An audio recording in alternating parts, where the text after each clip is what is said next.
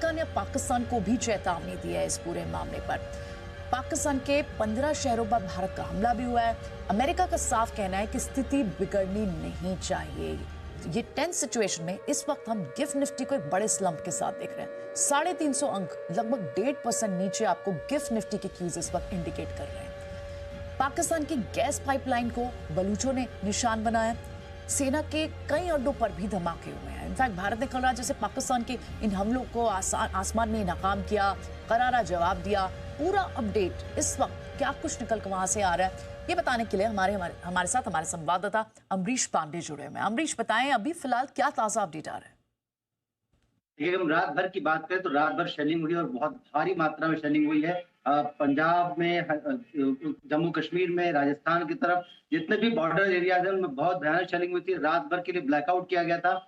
एक समय तो ऐसा भी आया था जब ये कहा जा रहा था कि ड्रोन से पाकिस्तान की तरफ से हमले हुए, लेकिन हमारा जो एयर डिफेंस सिस्टम है उसने उस सारे हमलों को नाकाम कर दिया और उसके बाद से लगभग 3:30 बजे सुबह से ये जो ब्लैकआउट का अलार्म था वो बंद कर दिया गया। हालांकि एक ताजा अलार्म जरूर आया है जो कि पंजाब के सभी सीमावर्ती जो जिले हैं उनमें कहा गया है कि लोगों को अगर जरूरत नहीं तो वो घर के अंदर रहें और अपनी लाइट्स को ऑफ करके रखें।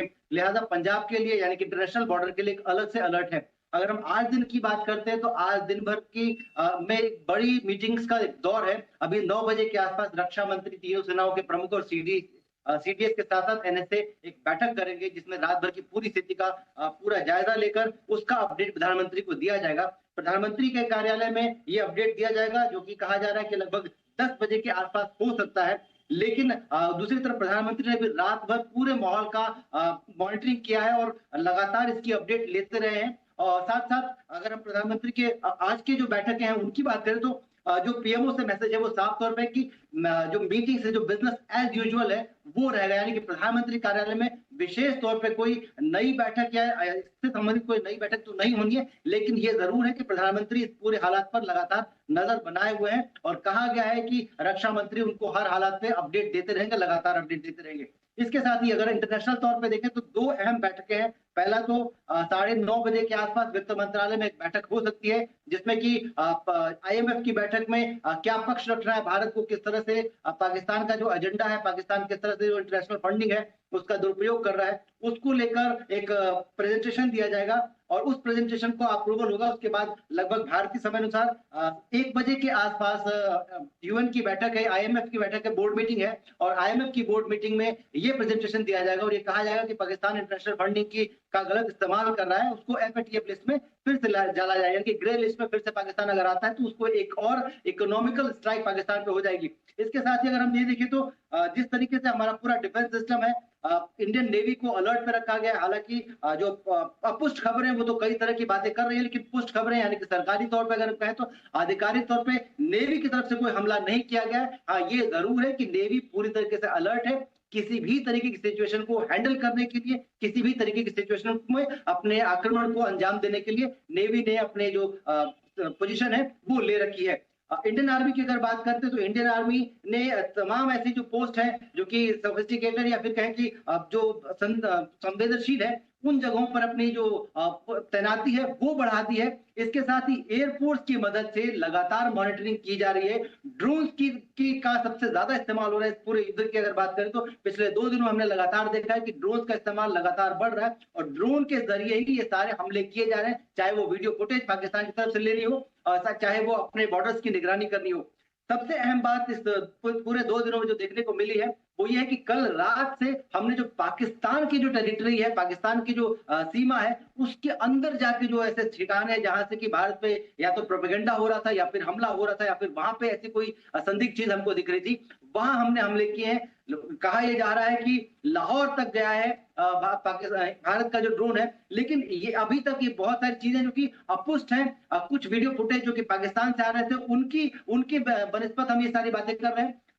ये कहा जा रहा है कि 10 बजे के आसपास भारतीय सेना और विदेश मंत्रालय एक प्रेस कॉन्फ्रेंस कर सकता है, जिस तरह की हमने पहले दिन देखा था वैसी ही प्रेस कॉन्फ्रेंस आज भी 10 बजे के आसपास हो सकती है और उसमें रात भर की जो अपडेट है उसका पूरा बयान जो है सेना के दोनों वो जो कमांडर्स हैं वो करेंगे। लेकिन ये साफ तौर पे है कि पाकिस्तान ने अब 2 फ्रंट्स पे पाकिस्तान को एक चैलेंज है। पहला तो भारत की तरफ से जो रिटेलिएशन हो रहा है, जो जवाबी कार्रवाई हो रही है, उसका चैलेंज पाकिस्तान के सामने है। इसके साथ ही बलूचिस्तान की तरफ से जो कार्रवाई लगातार हो रही थी वो रात भर चली है और कहा जा रहा है कि बलूचिस्तान ने अपनी तरफ से अपने आप को स्वतंत्र होने की घोषणा भी कर दी है और यूएन को चिट्ठी लिखकर कहा है कि यूएन हमें एक स्वतंत्र देश बनाए। यानी कि पाकिस्तान की तरफ से दो तरफा चैलेंज है और सबसे जो अहम स्थिति है वो इस समय पाकिस्तान की है, जहां पाकिस्तान दोनों तरफ से मार खा रहा है और लगातार उसके बाद भी घिघिया रहा है। पाकिस्तान के प्रधानमंत्री अभी तक सामने नहीं आए हैं। ये जरूर है कि एक सुनने में आ रहा है कि एक वीडियो मैसेज उन्होंने रिकॉर्ड किया है जो कि अब से कुछ देर बाद पाकिस्तान के चैनल्स पे चलाया जाएगा और उसमें कहा जाएगा कि पाकिस्तान की स्थिति मजबूत है। लेकिन साफ तौर पे जो दिख रहा है, जो सबूतों की तरफ से दिख रहा है, जो हमारी सेना के जो हमारे विदेश मंत्रालय के जो बयान है उसमें जो दिख रहा है और जो रिकॉर्ड्स पे आ रहा है उसमें अभी तक पाकिस्तान को हर हमले के लिए मुंह की खानी पड़ी है और लगातार वो क्राइसिस में है। यानी कि पाकिस्तान की क्राइसिस लगातार बढ़ रही है, इंडिया की पोजीशनिंग लगातार बेहतर हो रही है और अगर पाकिस्तान और इस मामले को एक्सीलरेट करता है तो उसके लिए आगे जो चीजें हैं वो और ज्यादा मुश्किल हो जाएंगी। जिस तरीके से हमने कल शाम को सुना था कि विदेश मंत्रालय के प्रवक्ता ने साफ कहा था कि हम किसी भी स्थिति में हम आगे नहीं बढ़ रहे हैं, लेकिन अगर कोई एस्केलेशन होता है तो हम उसका लगातार जवाब देंगे और जवाब देते रहेंगे। विदेश रक्षा मंत्री ने भी साफ तौर पे कहा है कि ऑपरेशन सिंदूर जो हमने शुरू किया है वो खत्म नहीं हुआ है और ये तब तक खत्म नहीं माना जाएगा जब तक कि पाकिस्तान की तरफ से कार्रवाई पूरी तरीके से बंद नहीं हो जाती और पाकिस्तान ने जो हमारी डिमांड्स हैं उसको फुलफिल करने के लिए प्रॉमिस नहीं करता है। तो कुल मिलाकर बहुत सारी अपडेट्स हैं और आज का दिन कहे तो बहुत ज्यादा अहम भी है, आईएमएफ के तौर पे, भारत सरकार के तौर पे और पाकिस्तान के तौर पे। जी ओके तो पाकिस्तान पर इस वक्त एक डबल अटैक, यानी पाकिस्तान पूरी तरह से इस पूरी स्थिति में कमजोर पड़ता हुआ दिखाई दे रहा है। इनफैक्ट अमेरिका ने भी इस वक्त पाकिस्तान को ही चेतावनी दी है। यहां तक कि वायुसेना ने अब नेवी फोर्सेस भी इसमें जुड़ गए हैं, भारतीय नेवी फोर्सेस। आईएनएस विक्रांत को भी सक्रिय कर दिया गया है। क्या कुछ और फोर्सेस भी डिप्लॉय करने की बात आ रही है अम्बरीश? किस तरह के और चाक चौबंद प्रबंध करने के लिए उस तरफ से कुछ और अपडेट? क्योंकि अब तो आईएनएस विक्रांत को भी इसमें जब जोड़ दिया गया है, सिर्फ वायुसेना नहीं थल सेना भी इस पूरे ऑपरेशन में शामिल हो चुकी है। उस फ्रंट पर और क्या अपडेट आ रहा है? देखिए, अगर हम कल की एक बैठक जो प्रधानमंत्री ने की थी सभी सचिवों के साथ, उससे अगर एक लाइट लेते हैं तो साफ तौर पे है कि जितने भी विभाग हैं उनके भीतर कोऑर्डिनेशन बेहतर किया जाए। सेम टू सेम सेना के साथ भी है।